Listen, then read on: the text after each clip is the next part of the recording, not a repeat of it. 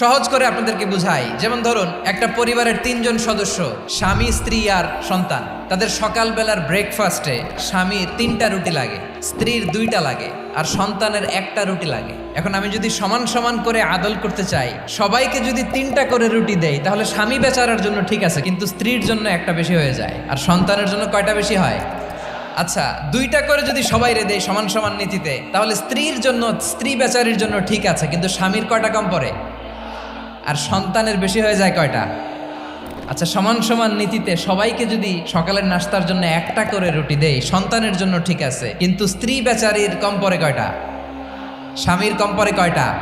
2টা। আর আমি যদি স্বামীকে দেই 3টা, স্ত্রীকে দেই 2টা আর সন্তানকে দেই 1টা, তাহলে কারো অপচয় হবে না? যেখানে যার যতটুকু দরকার তাকে সেখানে ঠিক ততটুকু দিয়ে দেওয়ার নামই হচ্ছে আদল। আমরা বুঝতে পারলাম আল আদ শব্দের মানে হচ্ছে ইনসাফ বা সুবিচার বা ন্যায় বিচার।